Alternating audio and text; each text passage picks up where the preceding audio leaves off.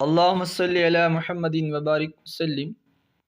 حضرت علی رضی اللہ عنہ سے سنت اور بدعت اور اکٹھا رہنے اور الگ تلک رہنے کے بارے میں پوچھا۔ حضرت علی رضی نے فرمایا، اے ابن آدم، تم نے سوال یاد رکھا، اب اس کا جواب سن لو۔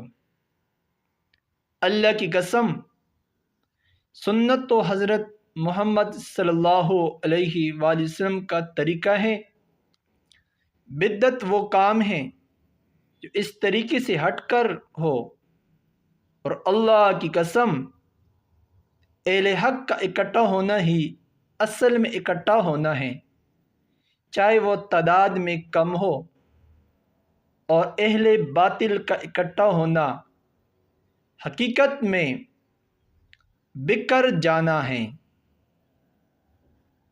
چاہے وہ تعداد میں زیادہ ہو۔ عساکر کی حدیث ہے۔ اب اس سے فائدہ ہمیں کیا ملا؟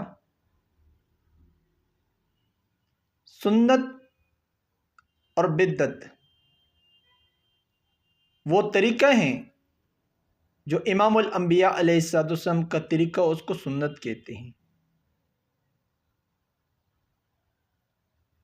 اور سنت پر صحابہ نے عمل کر کے دکھایا۔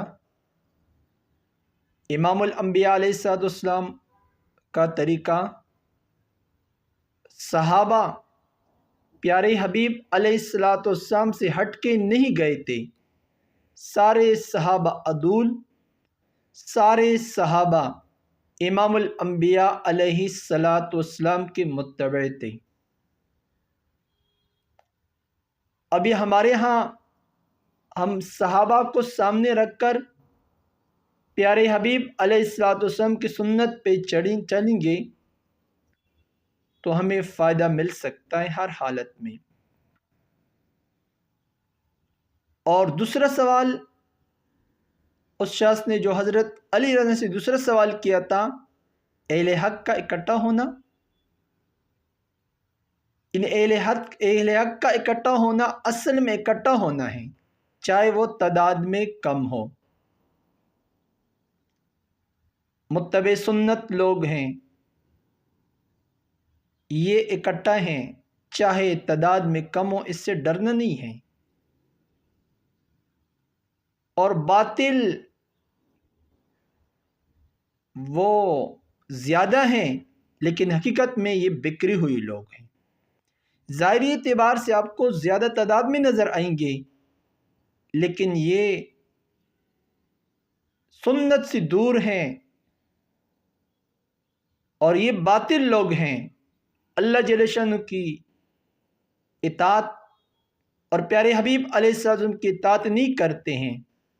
تعداد کو نہیں دیکھنا چاہیے، بلکہ اتباع سنت کو دیکھنا چاہیے۔ آج یہ غلط فہمی ہو چکی ہیں کہ یہ تعداد زیادہ ہیں، تعداد کو نہیں دیکھنا چاہیے، متبع سنت ہیں یا نہیں ہیں۔ متبع سنت والے لوگوں کا راستہ اختیار کرنا چاہیے، اور بدعتی لوگوں کا راستہ سے اجتناب کرنا چاہیے۔ اللہ جل شانہ ہم سب کو متبع سنت زندگی نصیب فرمائے۔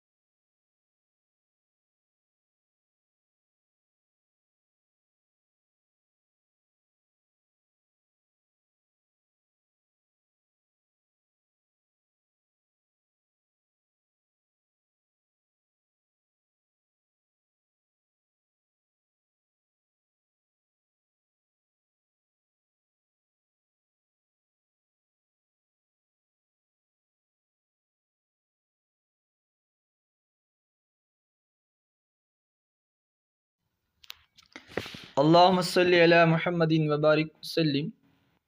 حضرت علی رضی اللہ عنہ سے سنت اور بدعت اور اکٹھا رہنے اور الگ تلک رہنے کے بارے میں پوچھا۔ حضرت علی رضی نے فرمایا، اے ابن آدم،